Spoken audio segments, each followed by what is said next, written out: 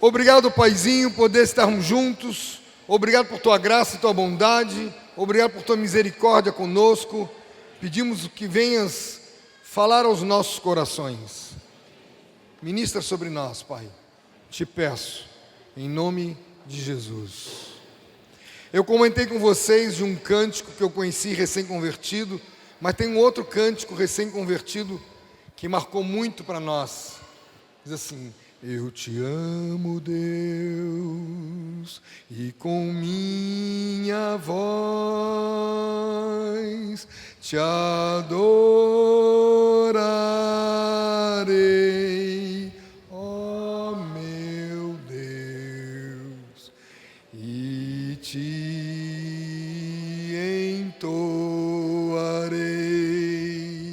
sim, o meu louvor, que seja um doce, doce som, que seja um doce,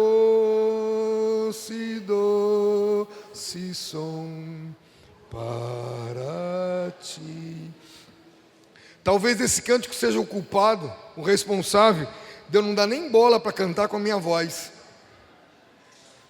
Eu não estou nem preocupado, se alguém não aguenta a minha voz, meus pêsames. Não posso fazer nada, mas eu sei que meu Pai não tem problema com isso. E você?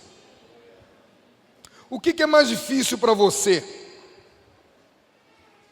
Como discípulo, o que é mais difícil para você como discípulo?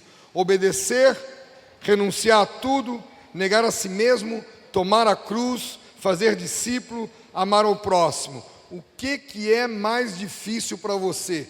Eu gostaria que você respondesse para ti mesmo, para você mesmo. Obedecer, renunciar a tudo, negar a si mesmo, tomar a cruz, fazer discípulos ou amar ao próximo.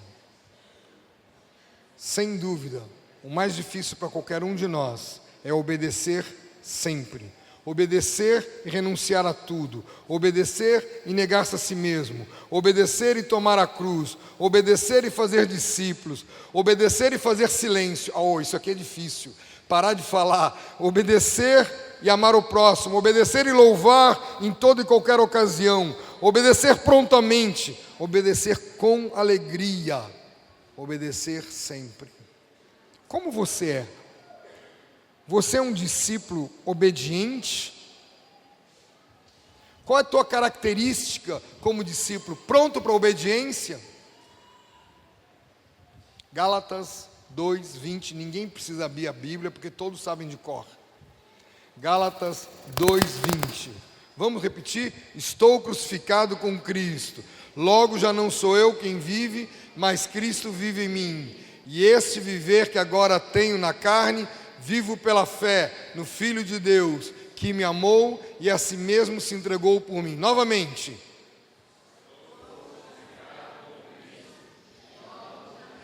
Tá, então vamos começar de novo. Vamos fazer exercício de pedacinho por pedacinho. Estou crucificado com Cristo. Só esse pedacinho. Outra vez. Mais uma vez. Olha o que você está declarando. Logo já não sou eu quem vive. Outra vez. Mais uma vez. Desde o princípio.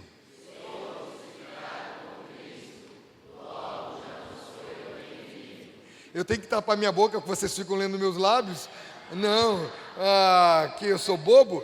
De novo. Estou crucificado com Cristo.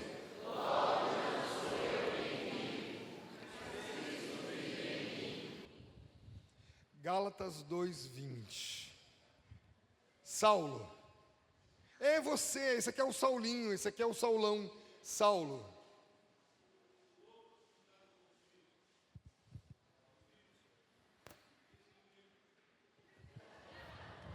Saulo, Saulo, por que não me persegue, Saulo? Não, você conhece a gente há muitos anos. Não me enrole, não. Estou crucificado, vamos ajudar o Saulo. Estou crucificado com Cristo, logo já não sou eu quem vive,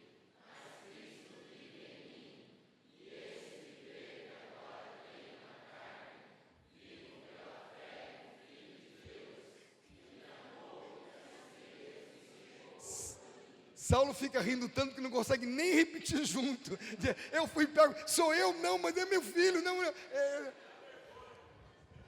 Que coisa, Saulo. Mas não tem problema, faz parte. Bianchini.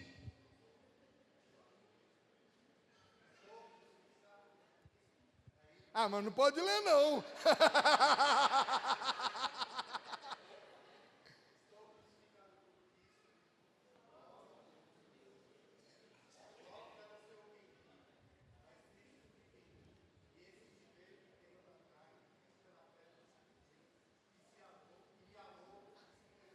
Amém.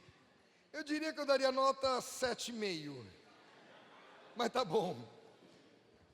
Boi. Ai, Jesus.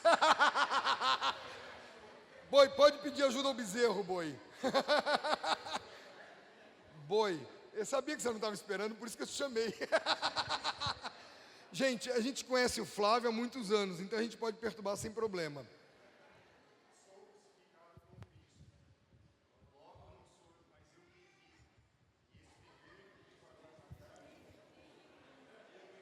Vamos falar junto com o boi, porque a manada fugiu.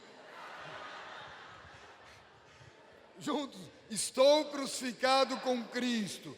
Logo já não sou eu quem vive, mas Cristo vive em mim. E esse viver que agora tenho na carne, vivo pela fé no Filho de Deus, que me amou e a si mesmo se entregou por mim. Memorizar a palavra é uma das coisas indispensáveis para qualquer um de nós. Temos que memorizar longos trechos. Recentemente, eu ouvi o testemunho de um pastor que estava acompanhando um rapaz que ele teve um acidente de carro e deu problema sério no cérebro. Ele teve, AVCs em decorrência do acidente de carro. Um cara de 27, 28 anos, jovem. Ele perdeu a fala, ele perdeu a memória, ele perdeu tudo que podia se fazer. E eles começaram a orar e a estar junto com o rapaz. E o pastor um dia estava desesperado, começou a proclamar versículos no quarto, orando ao Senhor e proclamando versículos. E ele parou num versículo pela metade e o rapaz completou o versículo. Ele olhou assim, como? O cara não falava. Aí ele pegou outro versículo e falou, e o cara completava. Daqui a pouco ele citou a referência e o cara falava. O garoto foi totalmente restaurado por causa da memória de versículos da palavra. Fizeram um trabalho de restauração, de troca dos lóbulos para funcionamento cerebral por causa da palavra memorizada. E ele chegou a uma conclusão muito interessante. É a conclusão dele, mas depois alguns neurocientistas têm comprovado. O espírito habita, entre aspas, entende o que eu quero dizer? O espírito do homem está muito mais profundo que a córtex. A córtex protege, é mais ou menos assim o nosso cérebro, faz assim uma córtex, ele faz nessa posição, ele protege o centro, está muito mais profundo do que a córtex cerebral. A gente memoriza e não sabe quanto memoriza e guarda, e o Senhor pode usar tempo ou fora de tempo, como Ele quiser. Então eu preciso que cada um de nós memorize o máximo, eu não, você precisa memorizar o máximo da palavra. Os únicos que têm autoridade com Satanás são aqueles que tomaram a decisão de permanecer na cruz. Eu decidi ficar na cruz, eu decidi amar a cruz, permitindo que a cruz liberte de toda autocomiseração, de toda autopromoção, de toda egolatria, de todo egocentrismo, de toda soberba, de toda presunção, de tudo que nos afaste de Deus. Nós precisamos ficar na cruz, nós precisamos permanecer na cruz. Eu não posso sair da cruz, mesmo que eu tenha 70 anos, 80 anos, ou eu tenha 10 anos de idade, 9 anos de idade, todos precisamos permanecer na cruz, do momento que entramos no reino de Deus, até sermos glorificados com o Senhor. Filipenses 2, de 5 a 8, é outro texto que nós sabemos bastante de memória. Quem foi a Acuípe esse ano vai ter que ficar de boca fechada, porque nós estamos repetindo uma palavra de Acuípe. Você já me olhou e disse assim: eu acho que eu conheço isso. É isso mesmo. Para o Senhor, todos nós somos como jovens adolescentes. Para o Senhor, todos nós somos garotos, todos nós somos meninos. Eu não vejo diferença nenhuma, porque o Senhor também não vê diferença nenhuma. Filipenses 2, de 5 a 8. Tende em vós o mesmo sentimento que houve também em Cristo Jesus, pois ele, subsistindo em forma de Deus, não considerou o ser igual a Deus coisa que se devia aferrar. Antes a si mesmo se esvaziou, assumindo a forma de servo, tornando-nos em semelhança de homens e reconhecido em figura humana. A si mesmo se humilhou, tornando-se obediente até a morte e morte de cruz. Tem alguns lugares que eu vou e dizer assim: Sérgio, você não pode falar não, porque a gente não consegue te acompanhar. Mas vocês conseguiram. Ah, é possível, é possível. Vamos embora, nada de lesmes, nada de tartarugar. Nós fomos chamados para correr a carreira que nos está proposta, não para lesmar a carreira que está proposta. Obedecer sempre e com muita alegria. Mesmo que eu não entenda, eu não sou obrigado a entender, e o Pai não é obrigado a me explicar nada. Eu tenho que obedecer. Eu às vezes não sei porque tem que tomar a cruz, não faz sentido, mas não importa, eu tenho que tomar a cruz. Não faz sentido amar o próximo às vezes, porque ele é meu perseguidor, mas o Pai sabe que faz. Eu tenho que obedecer sempre. E essa alegria está se contrapondo, porque com muita facilidade nós falamos da tristeza, da dor, porque a dor incomoda, a tristeza machuca, e esquecemos da alegria, esquecemos da felicidade que nos está proposta. Em troca da alegria que estava proposta, suportou a cruz, não fazendo caso da ignomínia, está sentado à destra do trono de Deus. Estou me referindo a Hebreus 12, 2. Em troca da alegria, ele sabia que tinha uma alegria, ele sabia que ia receber uma alegria, e ele suportou a cruz. E você? Qual é a alegria que você está contemplando? Qual é a beleza que você está contemplando? Você está olhando só para você? Não é sem motivo que eu estou com essa camiseta: que seja feita a vossa vontade. Não é isso? Que seja feita a vontade de Deus. Eu agora falei, mas eu fiquei na dúvida. Que seja feita a vontade de Deus. Eu estou pronto para isso. Eu me lembro de, como diácono, receber ordens, orientação para fazer uma coisa que eu achava completamente sem sentido. E aí eu quis argumentar. Nós éramos tudo pirralho. Foi muito interessante como é que eu me tornei diácono. Chegamos à conclusão que a igreja tinha que ter diácono.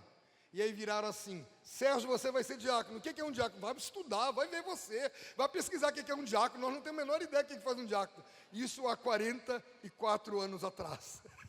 E a gente aprendeu a ser diácono sendo. E eu fui diácono por 10 anos. O primeiro ano de pastorado foi o último ano de diaconato. Era diácono-pastor, o pastor-diácono. Porque eu tinha que acumular as duas coisas. E eu fui argumentar com os companheiros: não faz sentido. Aí um deles virou para mim e disse: nós somos tudo parecido. Todos temos a mesma idade, somos tudo farinha do mesmo saco. Só que eu sou pastor e você é diácono, obedece. Aí depois dizem que eu que sou general. Mas a gente foi educado assim, não tinha que dar muito, não tem explicação. Concordo. Filipenses 4:11. Filipenses 4:11. Digo isso não por causa da pobreza, porque aprendi a viver contente em toda e qualquer ocasião. A tua característica é contentamento? Você é contente com aquilo que Deus te dá, ou você está sempre insatisfeito? O que Deus está te dando de saúde, o que Deus está te dando de falta de saúde, te gera contentamento? Como eu disse a vocês, comentei, eu tive um longo tempo na minha vida que eu detestava a palavra frágil. Por um simples motivo. Eu me descobri que eu era frágil demais. Eu frequentei hospitais, remédios. Eu todo mês tinha que fazer um supermercado de remédios. Eu lembro que teve uma época que eu gastava em torno de 800 a 1.000 reais, isso há 30 anos atrás, de remédios. E aquilo me deixava... E umas 2, 3 vezes eu me rebelei contra os remédios, só piorei. E tive que me arrepender. Hoje eu estou me sentindo muito bem. Eu aprendi a viver contente em toda e qualquer situação. Aprendi a ser internado e dar risada no hospital, a rir e brincar com os enfermeiros, com as enfermeiras, com os médicos, a estar de boa. Mas eu tinha uma saúde. Hoje a fragilidade não me afeta em mais nada. Ah, mas você hoje é um velho melhor. Isso não é questão de ser velho, nem questão de ser melhor. Deus é mais dentro de nós. É aqui que importa. Será que eu sei falar como Paulo, aprendi a viver contente em toda e qualquer ocasião? Ou eu ainda estou exigindo coisas de Deus? Você tem que me dar, eu estou pedindo, eu estou clamando, ei, você é Marta? Ordena que minha irmã venha me ajudar. A Marta já dá ordem em Jesus, mandando ele ordenar. Marta, Maria, eu não tenho problema com as Martas, elas são importantes para o Senhor, mas eu fui chamado para ser Maria, eu fui chamado para estar contemplando, e só tem uma forma de eu contemplar ao Senhor, é do alto da cruz. Só tem uma forma que a gente consegue ver e contemplar o nosso Senhor, o reino dEle, o governo dEle, é do alto da cruz, e dói. Toda cruz dói. Ah, mas você não se acostumou? Ninguém se acostuma com dor. Se não é dor, não é cruz. E se não é cruz, eu estou no lugar errado. Qual é o problema da gente sentir dor? Problema nenhum. O problema é que o Satanás vem nos tentar para fugirmos, escorregarmos da cruz. Eu quero falar sobre 4 ocasiões em que Jesus foi convidado, entre aspas, tentado a fugir da cruz, a fugir do caminho dele. Se Jesus passou por isso, saiba, meu amado, você vai passar por isso. Nenhum de nós é melhor do que Jesus, nem pior. Não, pior somos muito mais. Não, somos muito, muito piores. Nenhum de nós é melhor do que ele, só somos piores. Essa primeira tentação é a tentação do deserto, logo depois que ele foi batizado. É uma tentação inicial, básica, espiritual. Logo no início do ministério de Jesus. Jesus passou 30 anos em invisibilidade. E quando ele sai da invisibilidade, o inimigo vem e tenta violentamente. Vamos ver Lucas 4, do 1 ao 8. Lucas 4, do 1 ao 8. Acompanhe a leitura na sua Bíblia, por favor.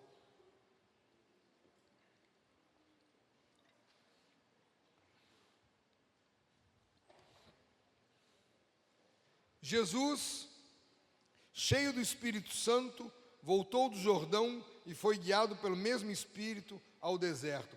Eu gosto muito de ver isso como que, com licença, Jesus pegando pela mão, o Espírito Santo pegando Jesus pela mão e trazendo ele para o deserto.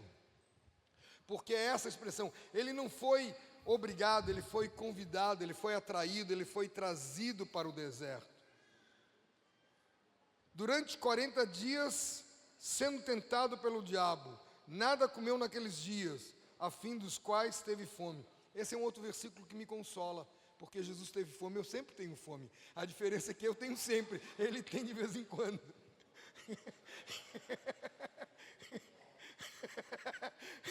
Isso é brincadeira, Rocha. Rocha, relaxa, Rocha. O pedra é difícil. Gente, Rocha foi discípulo vinculado conosco lá na Bahia. E a gente tem que brincar e fazer bagunça depois de anos. Não tem problema, não tem problema. Nada comeu durante aqueles dias, ao fim dos quais teve fome. Disse então o diabo, aqui está a primeira parte da tentação: se és filho de Deus. O diabo está tentando no quesito de paternidade. Nós temos um pai, e esse pai, ele é pai perfeito, ele é pai sem problema. Nós temos um pai, e ele tenta no quesito paternidade. Alguns estudiosos trazem trazem à tona,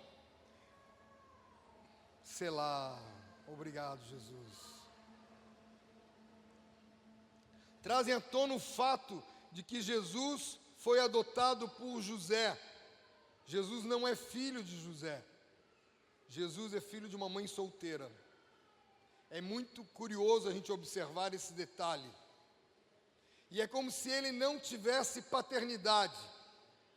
Mas aqui está falando filho de Deus, não filho de homens. E ele está questionando: quantos de nós já passamos pela mesma tentação? Ah, você não é filho de Deus, você está vendo o que você está fazendo? Olha quanta coisa que você faz, olha as loucuras que você faz. Ah, você não tem nada de Deus, você não tem nada com o filho de Deus. E aquilo ali bagunça. Quem é você? Eu sou aquilo, eu não sou aquilo que penso, não sou aquilo que sinto, não sou aquilo que os outros falam que eu sou o que Deus diz que eu sou. Se alguém está em Cristo, é nova criatura, as coisas antigas já passaram. Ponto, acabou. Essa é a nossa identidade, clara e declarada. Jesus declara quem somos. Se és filho de Deus, manda que esta pedra se transforme em pão.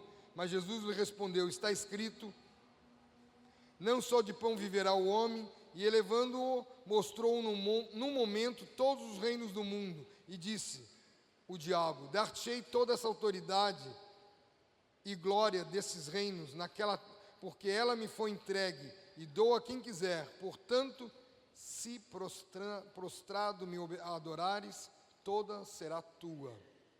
Respondeu-lhe Jesus: está escrito, ao Senhor teu Deus adorarás, e só a Ele darás culto.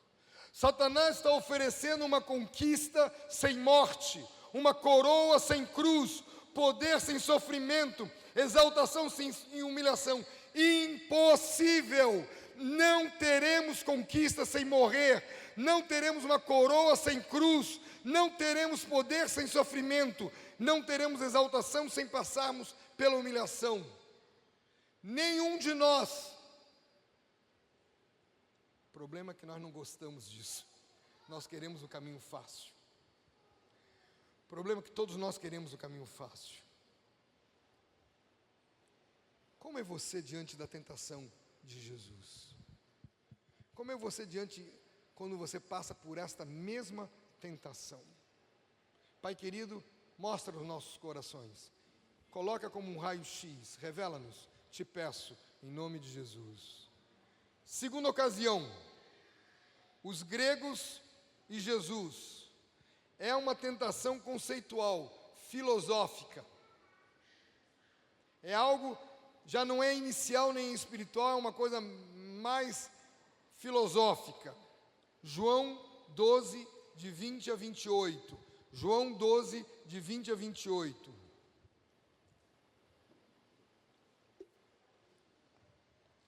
Ora, entre os que subiram para adorar durante a festa, haviam alguns gregos. Esses, pois, se dirigiam a Filipe, que era de Betsaida, da Galiléia, e lhe rogaram: Senhor, queremos ver a Jesus. Imagina alguém chegar para você: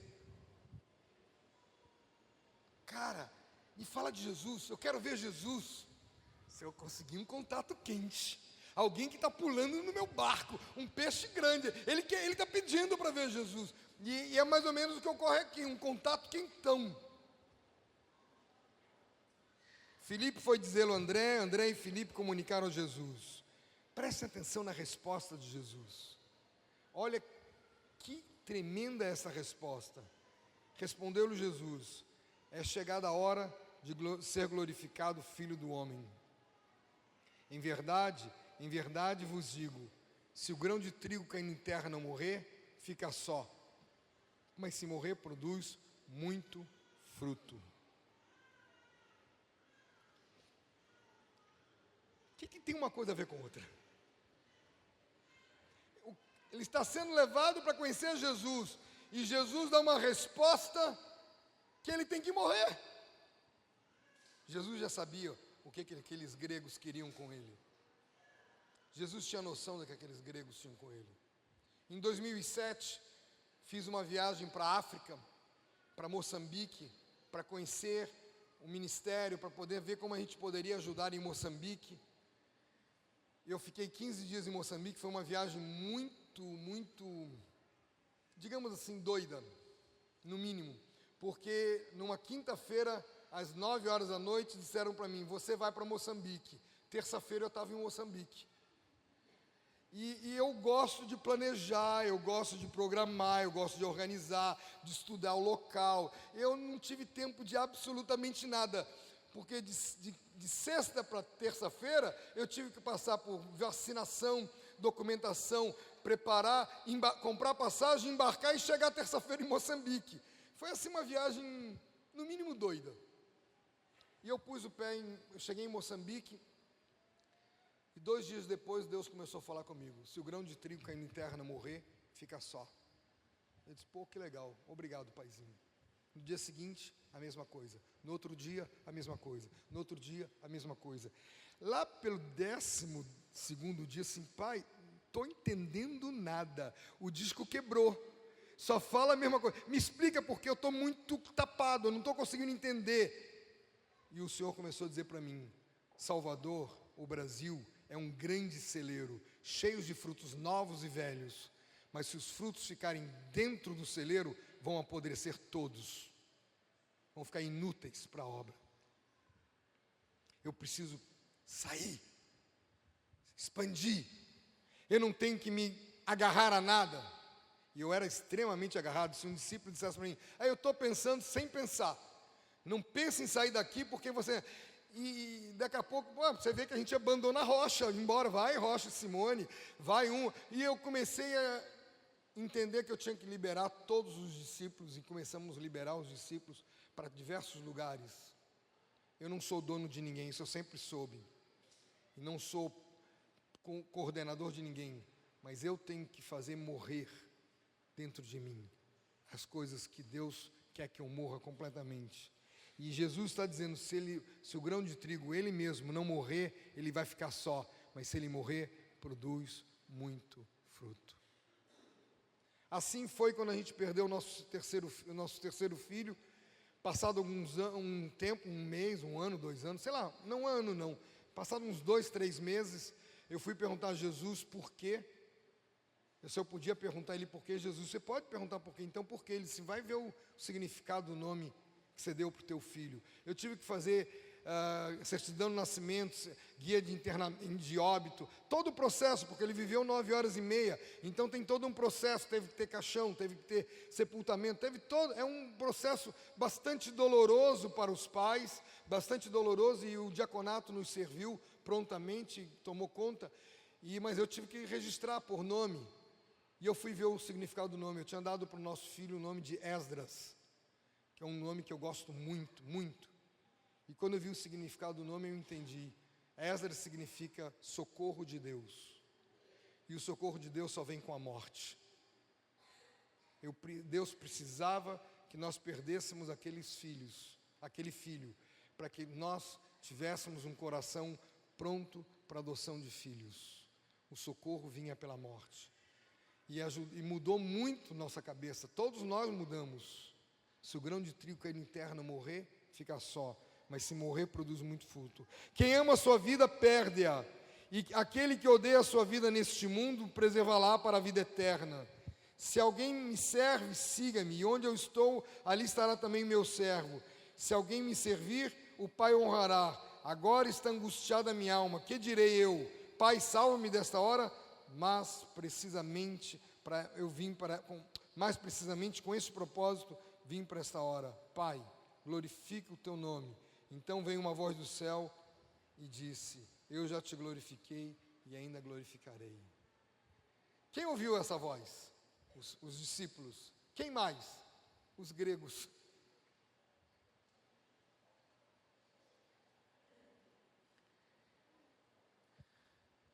Você está disposto a fugir do teu canto só por medo da situação política, ou medo da situação criminal, e não pregar a palavra, e ir para outro canto pregar a palavra, mesmo que Deus não esteja te mandando? Tenho visto pessoas querendo se mudar para outros países, porque o Brasil está difícil, aqui a coisa não está brincadeira. Inclusive isso ocorreu quando a gente foi visitar o nosso filho no Canadá, quando ele morava no Canadá. E ele disse: aqui tem segurança, pai, olha aqui a gente tem segurança, aqui a gente não está estressado. Sim, melhor você morder a tua língua, porque não é assim. E a gente foi embora, na semana seguinte que a gente foi embora, teve uma chacina na cidade dele. Uma cidade que não sabia o que era roubo de carro, não sabia o que era roubo de nada, não existia. Não tinha um preso na cidade. Tem uma chacina naquela cidade.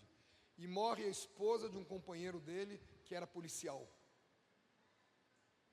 E ele disse: mordi minha língua.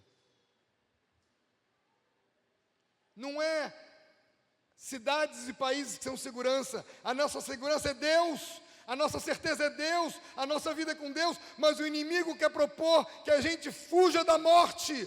Fuja com medo. Tenhamos medo e saímos. Jesus poderia pregar na Grécia com muita liberdade. Lá todo mundo podia falar de filosofia. Podia falar, tanto quanto que a gente vê a pregação de Paulo em Corinto, e aquilo ali, ele tinha liberdade de falar. Em Jerusalém não. Os principais sacerdotes estavam querendo tirar a vida de Jesus. Você está aqui porque Deus quer. Você saiu porque Deus quer também, ou você saiu porque você está com medo? Você está aqui e tem filhos porque Deus quer. Você para de fazer alguma coisa por causa do medo? Será que você não está escorregando da cruz? Se eu já estou na cruz, eu estou morto. A morte física não vai acrescentar muita coisa.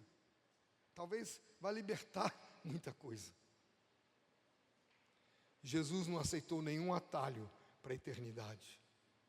Pai querido, ajuda-nos a não aceitar nenhum atalho para fugirmos da nossa responsabilidade com o próximo. Estarmos aqui, ajuda-nos a morrer para nós mesmos, para frutificarmos para Ti e glorificar o Teu nome. Te peço isso em nome de Jesus. Terceira ocasião que Jesus foi tentado a descer da cruz. É uma tentação entre os irmãos. Ela é uma tentação emocional. Pedro reprova a Jesus.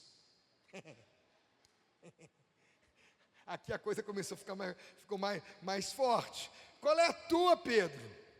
Vamos ler Mateus 16, 21 a 26. Mateus 16, 21 a 26. Eu espero não estar falando muito rápido. Não reclama não, Lucas. Eu espero estar falando inteligivelmente. Mateus 16, 21. Desde esse tempo começou Jesus Cristo a mostrar aos seus discípulos que era necessário seguir para Jerusalém e sofrer muitas coisas dos anciãos e dos principais sacerdotes e dos escribas, ser morto e ressuscitado ao terceiro dia. Olha bem, Jesus está falando que ele vai sofrer, vai morrer e vai ressuscitar. Parece que só ouvem a primeira parte, vai sofrer e vai morrer. Mas eles não sabem que Jesus ia ressuscitar. Eles só estão ouvindo. Eles não tinham visto isso ainda. Essa é a grande mudança, grande chave. E Pedro chamando-o à parte, começou a reprová-lo, dizendo: qual é, Jesus? Te aquieta, não fica falando besteira, não fica profetizando maldade para você. Olha o que você vai profetizar, vai acontecer. Te acalma, Jesus. Eu estou brincando com vocês, né? Tem compaixão de ti, Senhor. Isso de modo nenhum acontecerá. É mais ou menos isso que ele está falando. Vai, né? Fala bem, profetiza. Ai, meu Deus do céu, como é assim? Me profetiza alguma coisa. Como é que eu estou pedindo para me profetizar? Onde é que tem na Bíblia isso? Eu profetizo quando Deus me dá uma palavra de profecia. E não tem escapatória. Foi Deus deu. Mas não é por encomenda. Eu acho engraçado que alguns irmãos chegam para mim: você tem alguma coisa para profetizar para mim? Eu disse: se tivesse eu já teria falado, porque Jesus teria mandado. Aí você: mas você é duro, hein? Fica na cruz. Você entende, né? Quem sabe, sabe. Senhor, sai dessa. Não tem nada a ver isso que você está falando. Nós precisamos que você nos liberte de Roma. Mas Jesus, 23. Mas Jesus, voltando-se, disse a Pedro: arreda, Satanás. Tu és para mim pedra de tropeço. Uau! Já imaginou eu falar isso para um discípulo? Arreda, Satanás. Você está me chamando de Satanás? Mas magoou, cortou, cancela.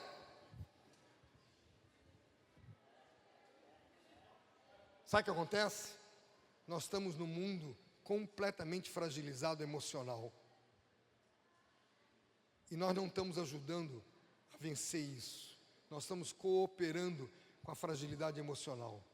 E nós precisamos vencer isso. A gente não pode ter esta fragilidade, porque as emoções têm que permanecer na cruz. Nós temos que permanecer na cruz. Quando a gente fica insistindo em cruz, porque não há outro caminho para você nem para mim, é cruz.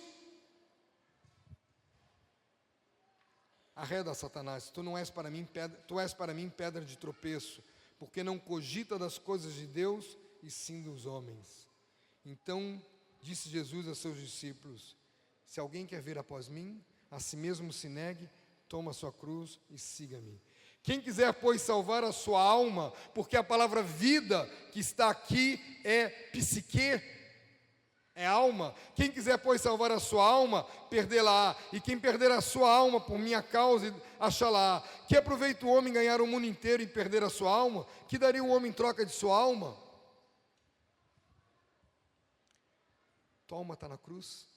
Você está na cruz? Eu espero que vocês passem um mês inteiro assim: alma na cruz, alma na cruz, alma na cruz, alma na cruz, alma na cruz. Eu não quero que ninguém desista. Pelo contrário, permaneçam na cruz. Jesus estava a caminho de Jerusalém, próximo do fim. Jesus disse a seus discípulos que seria escarnecido, cuspido, rejeitado e crucificado. E ao terceiro dia ressuscitaria. Mas parece que eles só ouviram o primeiro pedaço: escarnecido, cuspido, rejeitado e crucificado. Mas ele tinha uma alegria que estava proposta: vou ressuscitar. E eles não ouviram isso. Para a mente carnal de Pedro, isso seria a tragédia. Seria a anulação de todo o ministério. E Pedro então quer defender o ministério de Jesus. Uma vez um discípulo chegou para mim e disse assim: Sérgio, para de falar mal de você mesmo. Estão usando isso contra você. E eu tive que dizer para ele: agora é que eu vou falar mais mal ainda. Porque se eu começar a falar bem do Sérgio, eu vou corromper o Sérgio. E não adianta. Eu sei das minhas atrapalhadas. Alguém chega: você é isso, eu sou pior do que isso. Eu não tenho dúvida. Agora, se você me ama, você está orando por mim, você está do meu lado, e não contra mim. Eu não tenho problema que alguém tenha problemas. Todos nós temos. Mas como que a gente vai encarar esse problema? Juntos para frente, olhando juntos, caminhando juntos.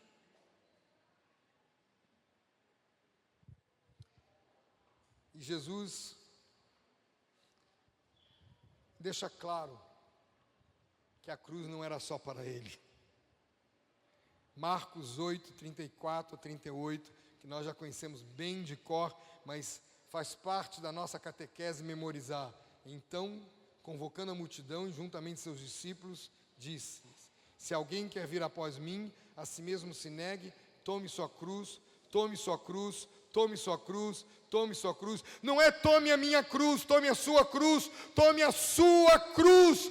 Vá para a cruz, meu amado, permaneça lá. Tome sua cruz e siga-me.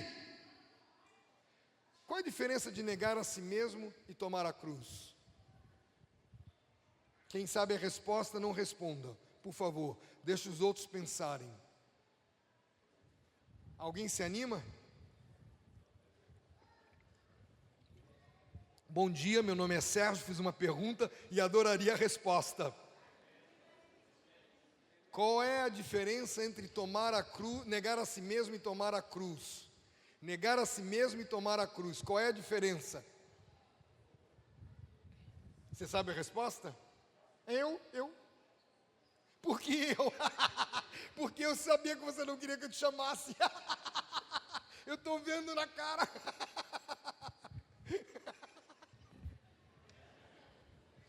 Ai, Jesus, eu me divirto. Uma das coisas que eu mais gosto de ministrar, além de compartilhar e ensinar, é ver a reação das pessoas. É muito divertido, eu me divirto muito. Eu sempre me divirto num período desse. E você, sabe a resposta? Logo eu também. Ela já está bem olhando assim, ele não vai me olhar para mim. Não, mas por exemplo, eu estou olhando Damares. Diga.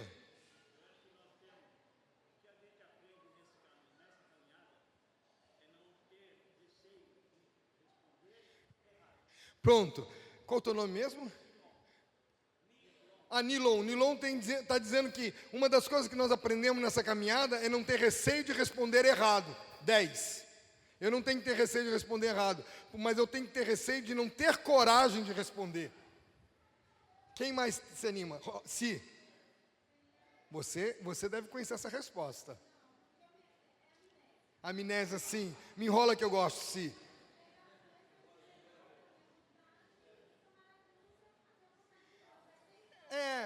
Mas ela está dizendo que é dizer não para a minha vontade e negar a si mesmo. E tomar a cruz é dizer sim para a vontade de Deus.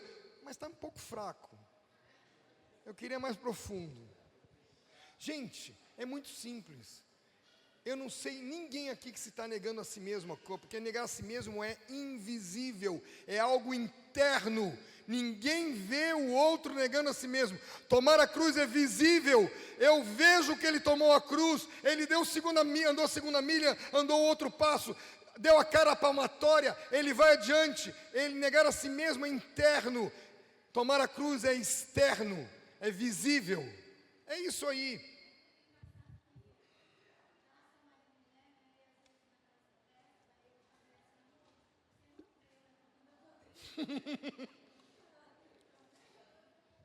Ela está dizendo, no relacionamento do marido e mulher, o marido não vê ela levantando a bandeirinha. Oi, estou me negando, olha para mim, estou me negando. Lógico que é interno. Mas tomar a cruz é visível. A gente vê tomando a cruz. Quando uma pessoa nega a si mesmo e não fica mais com bronca, ele deu um passo, mas agora ele tem que proclamar o perdão para outra pessoa. É o tomar a cruz. Declarar. Quando uma pessoa nega a si mesmo, ela tenta resolver a bronca dela com outra pessoa, mas quando ela proclama o perdão, é o tomar a cruz. E perdoar não é tão fácil, mas não é difícil, porque a gente sempre vai conseguir perdoar da cruz.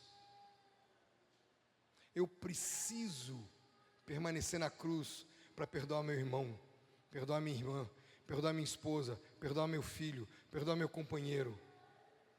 Eu preciso estar aqui, eu preciso permanecer aqui. Quarta ocasião, Pai querido, ajuda-nos a cada um de nós ir além. Não deixa-nos ficar amarrados conosco mesmo. Ajuda-nos a negar a nós mesmos, tomar a cruz e seguirmos em frente. Te peço, em nome de Jesus. Quarta e último momento que eu vou falar desse assunto. Quarta ocasião. Jesus crucificado. A tentação no extremo da angústia. Já está difícil. A coisa não está fácil. Mateus 27, 33 a 40. Mateus 27, 33 a 40. E chegando, versículo 33. E chegando a um lugar chamado Gólgota, que significa lugar da caveira, deram-lhe a beber vinho com fel, anestésico.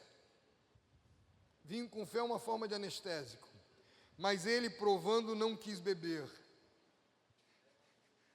Eu quando paro para ver isso aqui, você não quer um sedativo para enfiar os cravos na tua mão? Jesus disse não.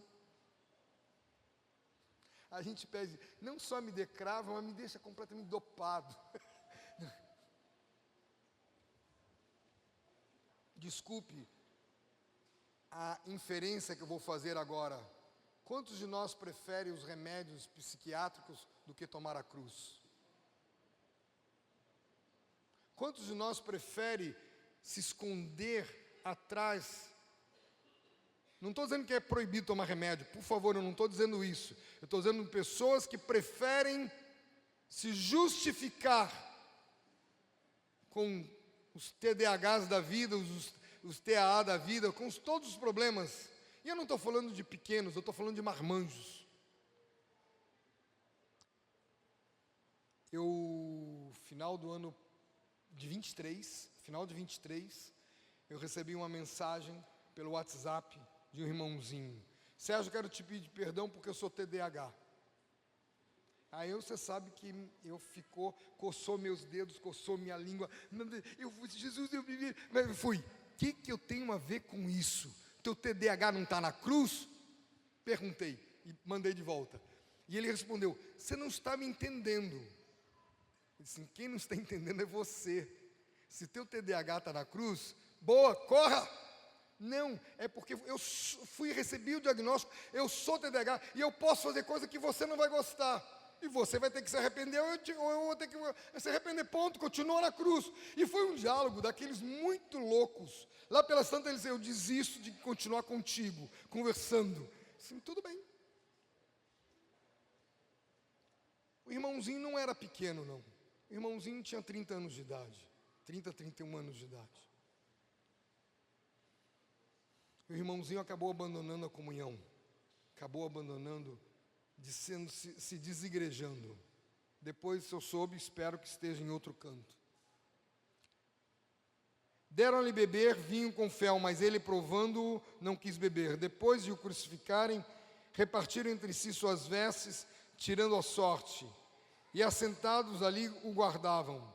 Por cima de sua cabeça puseram escrito a acusação, este é Jesus, o rei dos judeus. E foram crucificados com ele 2 ladrões, um à sua direita e outro à sua esquerda. Os que iam passando blasfemavam dele, meneando a cabeça, dizendo, ó tu que destrói os santuários e em 3 dias reedifica, salva-te a ti mesmo. Se és filho de Deus, desce da cruz. Você não diz que é filho de Deus? Então tá, que ele te cure. Ah, você está doente porque você não é filho de Deus. Ah, isso eu já ouvi muito.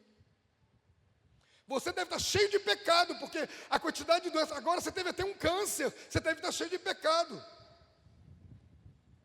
É como se tudo fosse consequência. E a vontade que dá às vezes é dar uns tapas, mas não adianta dar tapa, não vai levar a nada. Só tem um lugar para a gente ir, para a cruz.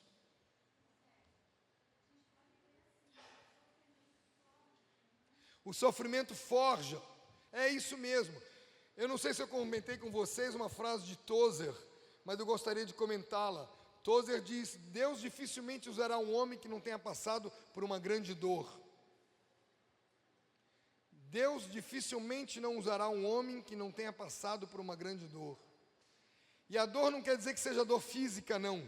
Pode ser uma dor emocional, que não é brincadeira. Aliás, é pior do que a dor física, no meu ponto de vista, porque ela bagunça os nossos pensamentos. Eu tenho para mim, e Gil pode me corrigir, que ele tem crédito para isso, que a perseguição nos últimos tempos será uma perseguição emocional. Não estou dizendo que não vai ter física, eu estou dizendo que vai ser emocional. Cristo está pendurado no madeiro, suas profecias acerca de sua morte estão se cumprindo. Estava na hora exata, na angústia da crucificação, nos estertores da morte. E vem o lapeta, ou capeta, eu nunca chamo capeta, eu digo lá ele, lapeta, lá longe, é uma expressão bem baiana. Vem o diabo e diz: se és filho de Deus, se és filho de Deus, desce da cruz. Se és filho de Deus, salva a ti mesmo. E Jesus responde com toda a paz e serenidade, deixando exemplo para seguir os seus passos. Mateus 26, 53 e 54. Mateus 26, 53 e 54. Acaso pensas que não posso rogar ao Pai e Ele me mandaria, neste momento, mais de 12 legiões de anjos? Como, pois, se cumpririam as Escrituras, segundo as quais assim deve suceder? Uma das coisas que me fascina naquele cântico, que alguns garotos acharam velho demais, porque este é meu filho, é um casal cantando e tem teatral demais. Eu sei, mas é a letra do cântico. Se eu quisesse, eu poderia, mas para mim eu queria que ele morresse na cruz. E se Deus dizer isso para você, eu preciso que você fique na cruz. Pai, está doendo. Sim, eu sei que está doendo. Eu sei que vai doer. Suporte. Jesus venceu na cruz. Tem um pregador antigo, Hegel, não sei pronunciar esse nome, que ele diz que o trono que rege o mundo se firmou na cruz. Cristo reina do madeiro. Cristo venceu no madeiro. E você? Cristo reina hoje porque foi para a cruz e ali ficou até a morte. Liberou a sua vida do mundo para o mundo.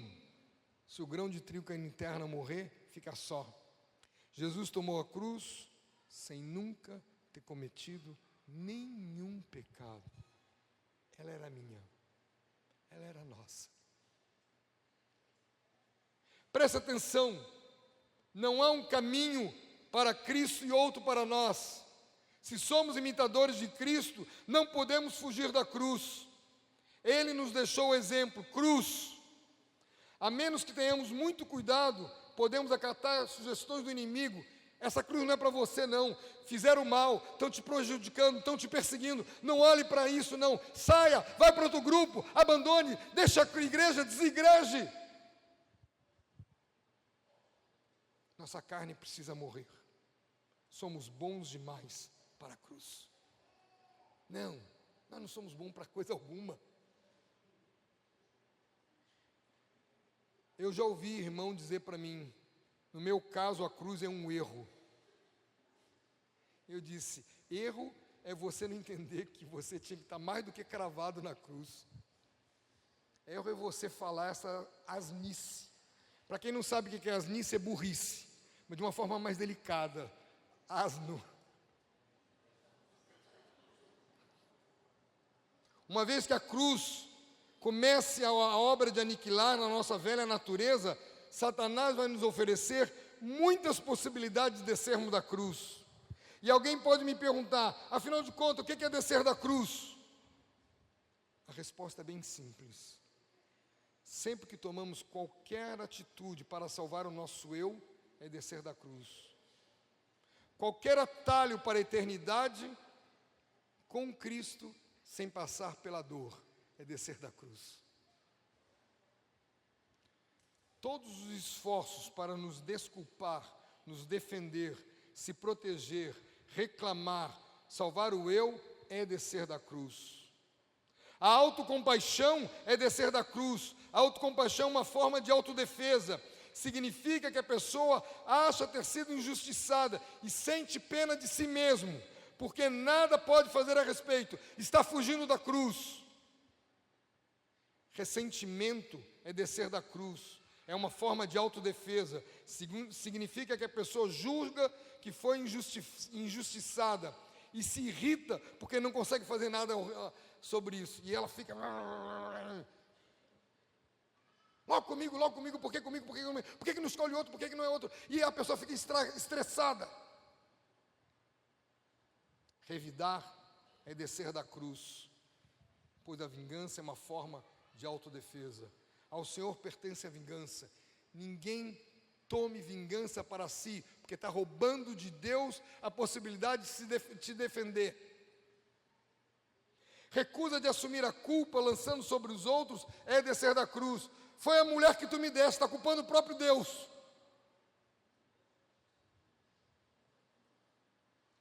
Explicar nossas ações quando somos mal entendidos é uma forma de autodefesa. Por que você não pode ouvir uma acusação de boca fechada e tem que ficar se explicando? Responda o que foi perguntado. Se nada foi perguntado, cale a boca. Isso já ocorreu comigo algumas vezes. Chegaram para mim e começaram a acusar, plá. Ah, você não fala nada porque você está concordando. Se você não me perguntou nada, você só me acusou. Se você só me acusou, eu não tenho que falar nada. Deixa que Deus me defenda.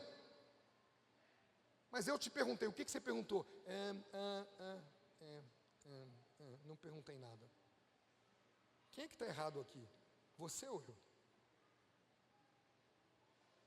Toda tentativa de autodefesa, para toda tentativa de autodefesa, precisamos agir como Jesus, entregando a nossa alma ao fiel Criador. Confiar que Deus é nosso Pai e que Ele, a seu tempo, trará tudo à plena luz. Quando começamos uma autojustificação, significa que já descemos da cruz. Estou me justificando, já desceu da cruz há algum tempo. E quantos de nós fazemos isso? Quando nos ofendemos por real ou suposto menosprezo, é descer da cruz. Ah, ele me chamou de gordo, e eu não sou? Me chamou de feio, e eu não sou? Não sou para minha mulher e não sou para Deus. Para os outros todos tem que ser feio. Aliás, os homens todos são espinhos para os outros, e as mulheres todas são espinho para outros homens. Só não é para o seu marido. Acabou. Eu costumo brincar dizendo que eu acho que seria muito bom que o homem fosse feio até a semana do casamento. Bem feio, bem assim assustador. No dia do casamento a noiva ia olhar, meu Deus, eu não sabia que ele era bonito. E a mesma coisa, porque não teria escolha pela aparência, teria escolha pelo coração. A aparência enganosa, desesperadamente corrupta.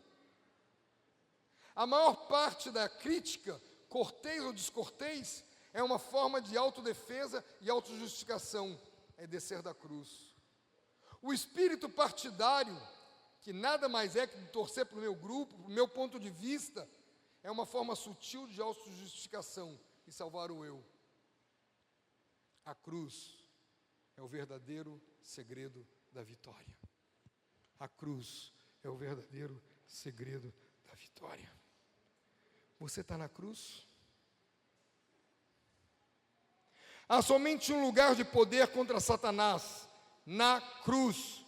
Foi na cruz e pela cruz que Cristo venceu o inimigo. Esse é o único lugar que Satanás sempre é derrotado. Se eu estou na cruz, eu não sou atacado pelo inimigo, mas o inimigo me ataca quando eu escorrego da cruz, quando eu quero sentar em berço esplêndido e deixar, aí nós somos atacados. Satanás não pode nos tocar na cruz. Você só sofre derrotas quando você desce da cruz. E se com Satanás conseguir que desçamos da cruz, ele nos terá em seu poder. Onde que você quer estar? Nas mãos do inimigo ou nas mãos do Pai? Você quer estar no ponto do prazer ou na dor? Eu detesto aquela frase que diz assim: se ele não veio pelo amor, veio pela dor. Mas a dor é a maior expressão de amor do Pai. Veio pelo amor e veio por um excesso de amor. Eu entendo o que quer dizer com isso. Eu sei que doenças fazem milagres nas nossas vidas. Eu não tenho bronca nenhuma com elas. Eu tive síndrome de Crohn, que é inflamação do trato digestório, uma doença autoimune, por mais de 20 anos. Eu tinha dificuldade a ministrar pelas manhãs, porque eu tinha que peregrinar ao trono de hora em hora, 6 a 8 vezes numa manhã. Então a minha programação sempre tinha que ser à tarde. Só que eu amo as manhãs. Eu tenho uma energia gostosa. Eu não sei por que eu fico querendo correr, pôr todo mundo para correr. Mas Deus me levou e me mostrou o lugar dele certo. O meu lugar e o lugar dele. Isso se chama revelação. Eu precisava e preciso me quebrantar diante do Rei, diante de Deus. Mas Satanás não poderá nos tocar quando permanecemos na cruz. Mesmo que é legítimo, deve morrer. A cruz não é somente para o pecado, mas para o nosso eu legítimo. A crucificação continua até que estejamos mortos e desligados para todos os pensamentos, todas as esperanças, todos os nossos planos, todos os sonhos e anseios do coração, todas as nossas preferências. Por isso eu posso pedir a Deus: faz misericórdia, muda o clima de lá para ficar agradável. Mas se não mudar, estou de boa. Eu não estou impondo nada, só estou pedindo uma liberdade que nós temos com o Pai. Todos os nossos problemas, todas as nossas tristezas, todos os nossos desapontamentos, para todo louvor que recebemos, toda culpa que é lançada sobre nós, todo sucesso, que sucesso não é nada para nós. O que é sucesso? Sucesso é você ter um sucessor. Elias, no meio da depressão, Deus manda ele ungir o seu sucessor. Você tem sucessor? Quem está seguindo os teus passos? Você está fazendo alguém para seguir contigo? Nelson Neto está aqui como moço. Eu não impus ele para vir, nada disso. Ele perguntou: posso ir? Disse: venha, bora. Ele está como alguém que quer seguir adiante, como um sucessor. E você? Quem você está seguindo a quem? A quem você está acompanhando? Com quem você está aprendendo algo mais? Neto não é discípulo vinculado direto comigo, mas nós somos amigos desde que ele tem 16 anos de idade. Ele só está com 42 agora. Temos uma eternidade toda pela frente. Eu disse a ele que eu ia falar dele, que eu ia entregar o ouro para os bandidos. Eu acho muito divertido, porque Neto não fazia fotografia, não é? Chegou a lua de mel dele, tinha uma maquininha bem bobinha, né? Uma maquininha bem bobinha, a esposa dele tira a fotografia bem feita. Como é que é tirar fotografia bem feita? Ele foi aprender fotografia, fotografando o amor da vida dele. E hoje é um dos grandes fotógrafos de fotografar gente. Ele fotografa gente e eu fotografo coisas. Eu não sei fotografar gente e ele não despreza coisas não, mas ele não é uma paixão dele não. Eu prefiro fotografar paisagens, flores. Eu só tenho um catálogo pequeno de flores, em torno de 20 mil flores fotografadas. Mas eu faço isso há 40 anos. Então não é nada, é pouquíssima coisa. Porque o Senhor tem nos dado muito mais. A crucificação continua até nos desligarmos de todo o nosso fracasso, de todo o conforto, de todo o aborrecimento, de todos os climas. Vocês pensam que é brincadeira para mim? Clima para mim é sério. Eu sofro muito com o clima, por isso que eu falo muito dele. Eu tenho que vencer isso, eu não posso ficar preso a isso não. De todas as etnias. Se converteu uma menina em Salvador, daquelas meninas grandes, largas, e espalhafatosas, que falava com os braços, com as mãos, e para completar a situação dela, toda tatuada. E as irmãs Mauricinhas, se é que é assim que se fala, não, Patricinhas, tremiam-se diante dela, porque ela estava completamente fora da casinha. E ela sentiu-se rejeitada. E ela foi embora. E eu fui atrás dela. E ela disse: Sérgio, você não sabe o que é sentir rejeitado. Eu disse: eu não sei mesmo não. Mas eu sei que quando você se sente rejeitada, você está se parecendo com Jesus. Porque ele era o homem de dor e sabia que era ser rejeitado. Ela acabou se envolvendo com o candomblé. Conheceu um garoto e foi parar no candomblé. E eu fiquei alucinado. Aí, ela fazia grafitagem, pichamuro. Achei um muro lá de casa, dos fundos, que só quem vê sou eu e minha esposa. Ninguém da rua vê, ninguém vê. Ela teve que trabalhar 3 dias para grafitar aquele muro. E ela ficou 3 dias hospedada lá em casa e a gente blá, blá, blá, blá. Você me trouxe aqui para pregar o evangelho. Trouxe, cala a boca, vai trabalhar que vai continuar ouvindo. E blá, blá, blá, blá, blá, blá. Está firme no Senhor, estável. Mas como que a igreja rejeita alguém só porque é completamente diferente da gente? Como eu posso rejeitar o meu irmão porque ele é diferente de mim? Acaso Deus não é Deus dele, não é pai dele? Acaso ele não é criador de todas as coisas? Eu tenho que crucificar tudo que Deus me mostrar que eu preciso ser crucificado, para todo desejo que me afaste de Deus. É muito fácil eu usar uma cruz em volta do pescoço. Isso aqui para mim é um lembrete. Toda vez que eu me olho no espelho, eu assusto comigo, digo que estou na cruz. Mas a cruz tem que estar no coração. Não há um caminho para Cristo e outro para nós. Nosso exemplo é Jesus. Você quer de fato a eternidade com Cristo? Só tem um lugar para você, na cruz. Como eu vou viver fora da igreja? Como eu vou ser um desigrejado? Como eu não vou ter meu irmão para me suportar? Tomar a cruz sozinho não é fácil, mas quando a gente toma a cruz junto, a gente vai longe. Marido com esposa, com a mulher, pais com os filhos, filhos com os irmãos com irmãos, discípulo com discipulador, companheiros, cooperadores com seus discipuladores, todos juntos, pois é isso que Deus nos chamou, sermos um só povo na cruz. Obrigado, Paizinho. Obrigado, Paizinho. Obrigado pela cruz. Obrigado porque Tu nos deste a cruz. Obrigado, Senhor. Leva-nos adiante. Leva-nos todos adiante. Eu te peço, em nome de Jesus.